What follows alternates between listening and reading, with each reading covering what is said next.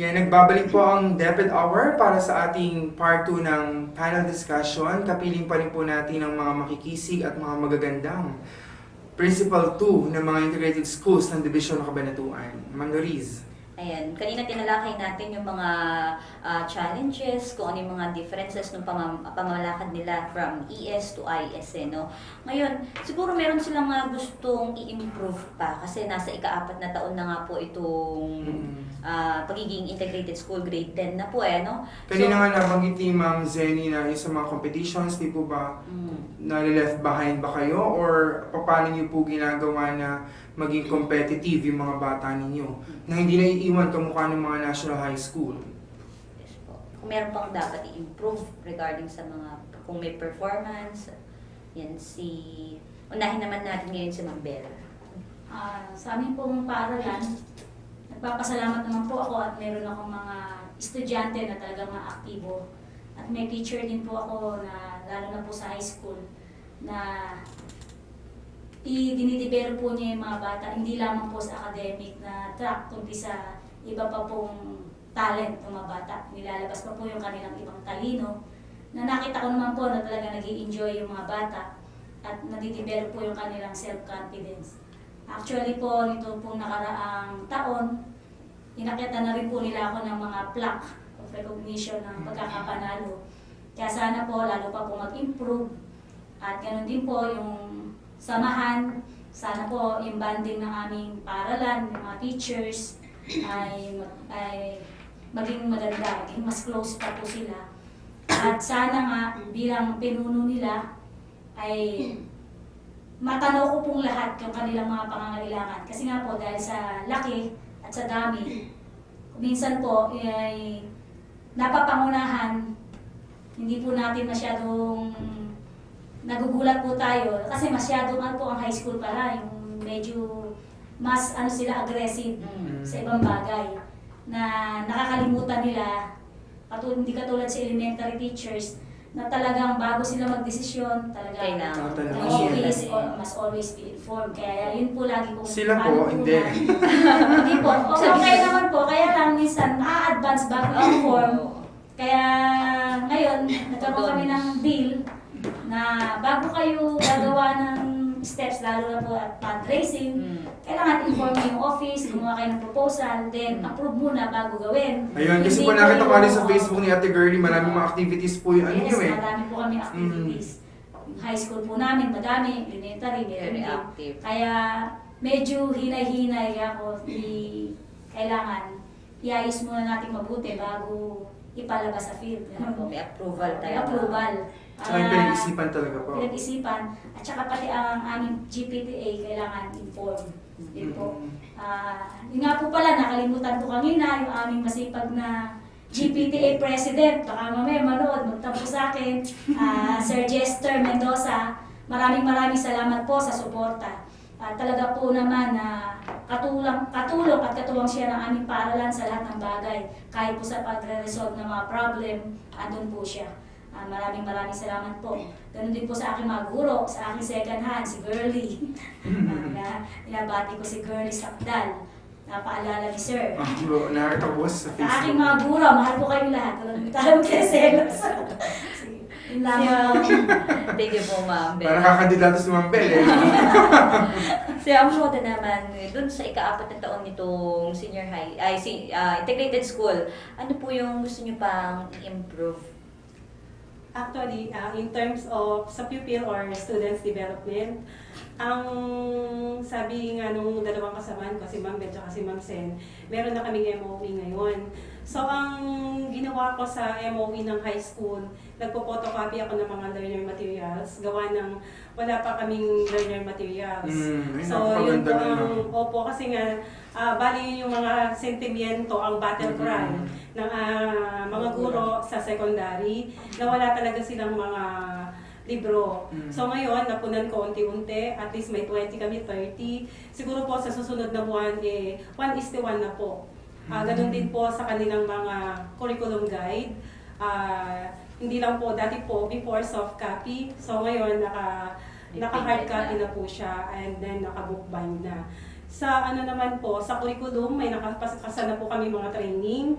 Lalo po ngayon, marami po kaming mga new teachers. So, kapag po new teachers, ang problema talaga natin, strategies, approaches, paano yung atake sa bata, paano ma-encourage. And then, sa staff development nga po, yun yung training. At isa pa, sa community naman po, makikita naman po sa aming paaralan na talagang involved po yung ating mga stakeholders. Maraming salamat po. Si Ma'am Sen. Sa San Isidro Integrated po ay sila doon yung nakagayak din, although talagang kulang kami talaga ng materials, kulang ng libro. Nasabi ko nga kay Sir Willie kanina, Sir, paano ba may mabubuhay? Wala kaming libro. Necessity po talaga Ang yun. namin dyan ay photocopy, kaya yung magulang nga ay may photocopy po bang babayaran? Hindi naman kami nangungulekta, pero kung minsan kasi hindi maiwasan din dahil sa dami. Hindi naman Libro pwedeng kasi yun, libre.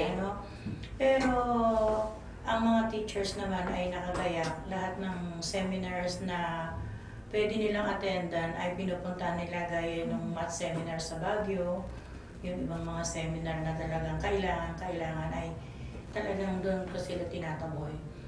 Doon naman sa academic base nila ay hati-hati, kanya-kanyang area. Ang specialist mo ay English, sa English ka mag-focus. Iyo yung ganito, iyo yung ganon, iyo yung ganon. Ikaw dito, ikaw doon. So meron silang kanya-kanyang toka para doon sa kanilang eskwela. So yung mga bata naman ay talaga namang tutok.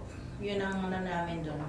Kaya nga, kahit pa paano, may winnings na rin kami nung nakakaraan. Yun lang naman ang kaya namin ipagmalaki doon. Is there any special programs or activities po under your office, specifically po para sa grade 10? Meron po bang ganun, ma'am? Yung agad-agad po yung nakalatag na ngayon. Actually, kami ngayon ay may monthly activities na kami nakalatag. So, meron silang kanya-kanyang, meron na kaming bawat month ay may activities na kasi ngayon ang grade 7 at saka 8 ay exploratory pa yan sa mga KLE nila. So, yun muna yung tutok muna namin, yung specialization nila doon sa mga, dahil exploratory pa lang sila dyan, wala naman kaming senior high, hindi naman namin kaya yun. So, doon muna kami magpo-focus sa kanilang, yung kanilang Expertise skills. Expertise Sa din theory. ang namin. Doon kami magtutok muna sa ngayon. Ayun, si Ma'am Roda po sa school. Actually po, may nakakasada po kami last year. Nanalo na po si Sir Neil, yung SIM sa math, yung Strategic Intervention for Math. And nakalimutan ko pong banggitin kanina yung sa amin in terms of academic. Hindi naman po kami nahuhuli sa malalaking eskwelahan po. Katulad po ng San Jose. Di ko na po isa-isahin yung eskwelahan natin. Actually po kasama po kami sa top 5 nung nagkaroon ng MTAP, nagkaroon ng Division MTAP. Yun po. Tapos inadapt po ng bawat subject yung strategic intervention sa mga estudyante namin. Ganun din po, nagkakandak na rin po kami ng mga action research, simple action research sa ating pong mga estudyante.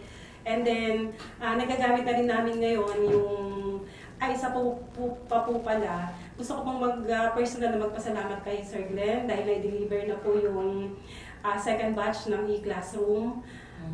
To follow na po yung mga computer set. Actually po, na-deliver na yung laptop, may LCD projector, na kung saan magagamit po talaga ng ating mga estudyante. Yun po kasi ang pangarap ko na magkaroon ang Imelda Integrated School maging high-tech na po talaga ang pagtuturo. ICT equipped. Po, ICT equipped sila. Ganon din po. Last year po, nag-procure po kami sa pamamagitan ng pondo ng GPTA ng 10 TV set. At isa pa po, 2 LCD projector. Kasi po pag umiikot ako, pag MP4, sabi nga po, interested yung ating mga estudyante, para po sa kaalaman ng lahat, ano po ba yung MP4, yun po yung Manila Paper.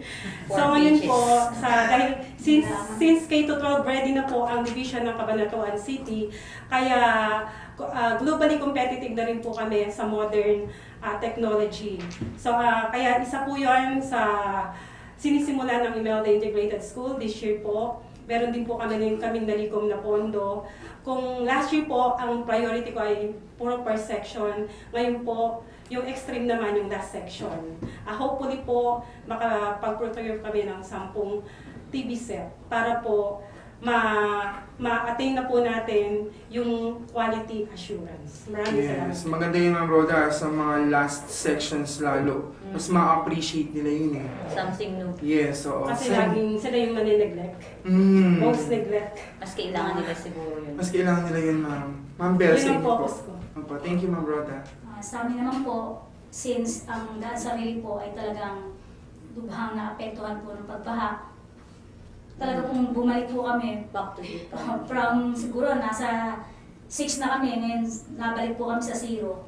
Kaya po talagang napakarami pong pangangailangan po ng aming paaralan na inuumpisaan naman na po namin punan. Bilang mga guro at punong guro, talaga pong tayo sanay naman sa ganyan na challenge. Bumamuli. Talagang ano tayo, bilang Pilipino, napaka-resilient natin Yes, sa pagdating sobra. sa mga bagay na nakaka-easy, nakaka-adjust po tayo. Sa tulong po ng aming komunidad, sa tulong din po ng aming barangay, yung iba po namin pangangailangan ay natutugunan naman. In terms of academic naman po, tututukan ko na lang sila talaga bilang sa leader na instructional. Mga sa instruction po, mag-focus, sa academic, kumbaga po, guro, magturo, sa talagang yung contact time ng bata, kailangan bigay sa kanila. Doon po. Pero po in terms of mga facilities, yun nga po, bumabangon pa lang kasi po ang e-classroom namin ay talaga pong lahat po ay nasira ng baha. At ang pagbaha po kasi nitong late na baha po natin ay sobrang putik ng pong lando. Sobrang pong putik yun, kaya po, dati po kung bumabaha, meron pa pong gamit na nare-retrieve. Ito po yung pagbaha na dahil sa masyadong putik, hindi na po na-retrieve yung ibang mga gamit. Kaya nagpapasalamat po ako sa ating butihing mayor na nagbigay po ng 2-story building sa aming paaralan na lubhang-lubhang kailangan po ng aming paaralan sa ngayon dahil po ang aming pong paaralan ay talaga pong laging binabaha. Dapat itaasin, ma'am. Hindi po kami Kaya 2 story nakakaligtas. na binabaha. Kaya po kailangan po talaga naramdaman po ng ating mayor ang pangangailangan namin ng 2-story building. At sana nga po marami pang dumating na ganong klaseng building sa aming paaralan. Yun lamang po. Manawagan tayo lalo sa mga mayayaman. Ano po, kaya mag-donate na. Kaya gusto mag-donate. Ano po? Welcome po. Marami namang generous sa barangay Daan Sarili. Ano po.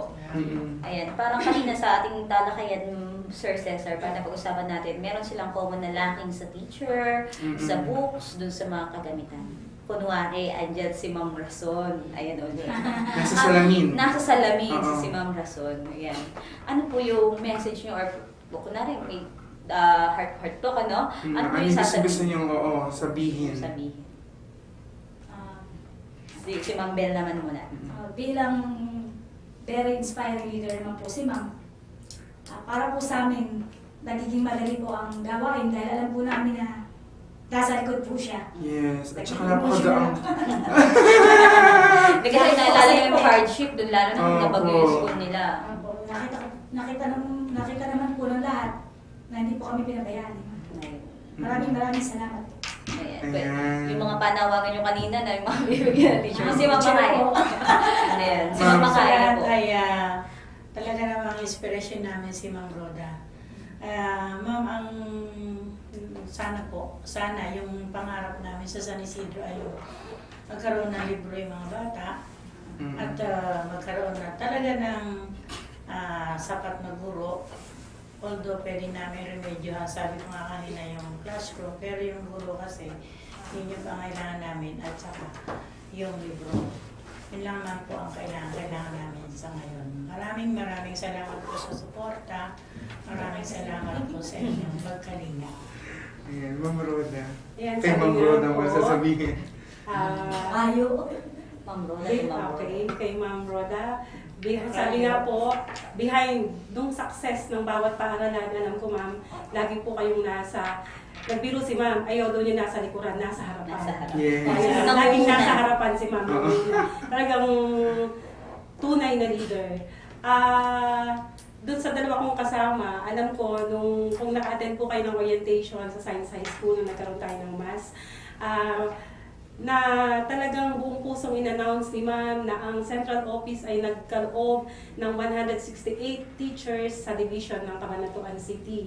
Kaya alam ko, naniniwala ako na yung mga problema natin ay mapupunan ng division of Cabanatuan City through the leadership of Ma'am Rhoda Rason. Kaya alam ko, siguro, hopefully, this coming June or July, siguro po, Sa July. kanya-kanyang initiative muna tayo kung paanong gagawin dahil naghihintay pa tayo ng siguro pagdating ng mga bago nating teachers na alam ko po, sanay na po tayo sa ganyang gawain. At isa pa po, nagpapasalamat ako kay Ma'am Rhoda dahil sabi niya nung hindi pa nagagawa yung building namin, o Rhoda, sabi niya, Rhoda din. Rhoda, okay na ba Eka yung building? Sabi niya, na-follow up ko na Eka kay engineer yan, Eka niya. And then, after yung sinabi ni Ma'am na yun, siguro lumipas lang ang 2 araw or 3 araw, nandyan na, nag-start na yung building. So, dun ako natutuwa kay Ma'am na talagang Hands-on. So, hands-on talaga siya at saka action man, sabi nga. Yes. Pag sinabi niyang, gagawin ko to, tinutupad ni Ma'am. Kaya, Ma'am, maraming salamat po. Ganon din po sa pinagkaloob na sa room ng DepEd building. Maraming salamat po. Alam ko, kayang-kayang tugunan ang lahat ng aming pangangailangan para sa ating mga mag-aaral. Sa mag-aaral ng DepEd Cabanatuan. So, sabi nga kanina, sa sinabi ni Ma'am, mabuhay ang DepEd Cabanatuan City. Yes. Ma'am, sa 168 teachers na ikagrant ng central office, nito pong school year yun, ma'am. Tapos, This year. salo na po yung... Senior high and junior high. Ay, wala Hindi pa. kami kasali. Ay, ganun. Sa- Pero Sama-sama hopefully na. magkakaroon daw ng extension. So sa amin, ang ginawa namin doon ay yung mga extension ko ng elementary, dineploy ko muna sa high school. Ayun. Kumbaga kanya-kanya talaga mga ano. Grade 7 muna. Kasi para hindi masyadong abrupt yung elementary.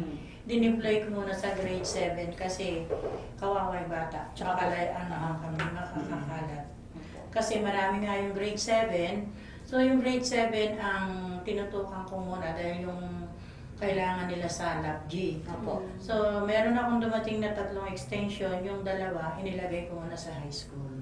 Ganun na lang yung remedyo. Hanggang sa Kanya-kanya dumating pang ang- Pero sabi naman ni Ma'am ay K-12 ready talaga ang dapat ang guro. So ala ng grade, ala ng elementary, ala ng high school yan dahil puro grade na yan. Yes. Yun ang ginagawa Nga. namin. Tama Doon ang naman ginawa sila. ko sa San Isidro.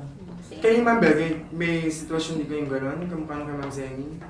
Opo, kasi po kulang ako ng guro. Dati 6 lang na grade, ngayon 8 sections na. 6 lang po yung teachers ko, kaya kailangan kulang na kulang. Kaya iniisip ko din na yung nasa elementary siguro, hanggat wala pa, Kasi hihiramin po manageable muna pa namin yung para Pag may shortage, ganun ba Pagka yun? may shortage. Ganun talaga, Ma'am. Manageable pa yung elementary kasi, yung high school kasi medyo malalaki na. Hindi mo Alas, pwedeng hindi iwala. pwedeng Opo. wala silang advice. Hindi mo pwedeng ikalat. Kumbaga nasa ano po sila, nasa critical stage. Kung paano i-guide talaga sila. Talaga yung discipline nila. Yung discipline Kasi kasi. nila. So, yun ang yun yung remedyo namin ginawa. Yung May- extension, dinala namin sa high school. May tumatakbong question sa Payag mga. naman din. Payag naman yung mga teacher. Pero- Pero approach lang yun. Para sa kaalaman po ng lahat, depende pa rin po. Kung ang secondary, sabi nga sa kay Ma'am Rason yata yun, Sir Service, kung ang secondary, may advantage ang secondary teachers. Ang secondary pwedeng bumaba Pero ng sa elementary. Kasi hindi po, ano? Hindi pwede Elementary, hindi pwede ng Opo, ma'am. high school. Pwede yun, kung talagang gusto nila, kukuha sila ng 18 units. Pero ang teacher ng kinder, pwede rin sa grade 1, grade 2, yan, sir. Kasi nag-kinder na daw siya, kumbaga, preparatory, alam na niya yung pagtuturo sa grade 1. May Ako pa. naman. Hanggang grade 2 lang po. Pwede sa grade 3, depende sa capability ng teacher. Depende Mga na. nabibili ko ng values. Kaya ituro din ang elementary yung values na. Sa high school. Oo, pwede nga yun. Mm-mm. Mm-mm. Kumbaga, ano yung naglalaro ba sa isipan mo, Ma'am Loris, na tanong sa kanila? Kanina, kung alin yung mas madaling i-manage para sa kanila. Kasi yung mga teachers na elementary nila, iakit daw ng grade. So, ibig sabihin mga mababait, ano, sir, walang gusto balungas. Ano po yung mas madaling i-manage o mapasunod dun sa dalawa, yung elementary teachers, high school teachers. May follow-up question ako ng mamaya. Oh. Actually, both naman kasi Ayun, diba? bilang mga teachers, tayo ay nakasumpa sa tungkulin. Apo. Yung kung ano yung pangangailangan ng ating paaralan, ay nakaready po sila doon. Kaya ala akong nakitang complaint. Okay naman po sa kanila. Ito po yung akin naman yung follow-up ko, malapit tayo magtapos no? Yung, if you're going to rate yourself po, kayong mga principal 2 ng integrated school, di ba, mula po nung grade 7, grade 10 na ngayon, how do you rate yourself 1 to 10 in all aspects po? Generally. In generally, kumbaga, simulan natin kay Ma'am Bell. Para po mahirap po mag-rate ng sarili. Minsan po talaga mahirap yun, pero dapat nire-rate natin yung sarili natin. Siguro po, nasa 8 pa lang dahil marami pa pong kailangan i-improve. Kasama na po dyan yung, yung managerial at instructional na ginagawa po natin sa mga teachers. Opo. Simula po sa integrated. 8 pa nga lang po. Kasi marami pa po akong kailangan matutunan. Nawili naman po ako dahil ando na po tayo. So kaya pagputihin na po natin, focus lamang. At saka sa pamamagitan po ng pagtutulungan ng guro at ng punong guro, wala pong imposible. Basta po nagkakaisa at nagkakaintindihan, may communication, may planning, lahat po. Pagka nag-planning, kailangan po pagtutulong-tulungan. Wala pong imposible, basta po may unity. Yes, so well said. Mabilis na lang po, Ma'am Zenny, 1 to 10. Isang taon pa lang naman ako. Siguro, gano'n din. Mga 8 lang. 8, no? Marami pa Opo. Ma'am Roda. Siguro ako sa elementary, pwede na ako siguro 9 kasi base sa experience ko. Pero sa high school siguro 8 din. Kasi marami pa ako talagang... Actually po may nagpapariklas ako ng head teacher, may pinapariklas akong head teacher. Kasi since malaki na po yung Imelda, medyo hindi ko na po kaya talagang... Anyway, kaya pa naman in terms sa pagmamanage. Kaya nga lang po, since para po sa isang pamilya, papalaki na kailangan ko din ng katuwang.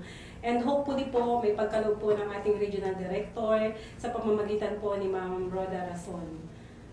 Maraming salamat po. Gusto ko na po yung sa follow-up question kanina, yung sa mga teachers. Siguro po, kung paano yung pagmamanage. Depende po siguro sa attitude ng teachers at paano yung pagtanggap niya sa kanyang trabaho. Kasi kaming mga principal, hindi naman kami mahihirapan kung talagang ang guro ay may passion talaga sa pagtuturo. Yes. May genuine concern sa mga Complicated. Kaya po siguro kung ganun po lahat ang guro, wala pong magiging problema ang DepEd Cabanatuan. Ang buong DepEd, buong Pilipinas. Yes, napakaganda ng kwentuhan natin, Ma'am Loris, kaya lang kulang na tayo sa oras. So, bigyan na natin ng panandaliang... Okay. Magpasalamat na tayo sa ating mga naging panauhin ngayong gabi. Muli, kay Ma'am Bell, kay Ma'am Zenny at kay Ma'am Roda. At dyan po nagtatapos ang ating talakayan para sa panel discussion, ang serye ng DepEd Hour ngayong gabi. Ayan, sa ngalan po ng ating SDS Ma'am Roda Razon at ng ICT team sa pangunguna ng ating napakakisig na EPS ng ICT and English na si Sir Glenn, kasama si Sir Nate Cabico, ako po si Cesare Espiritu. At ako naman po si Luis Gay Atienza. At subaybayan po natin ang susunod na programa, Sweet Moments and Memories with Jade Christian Verde.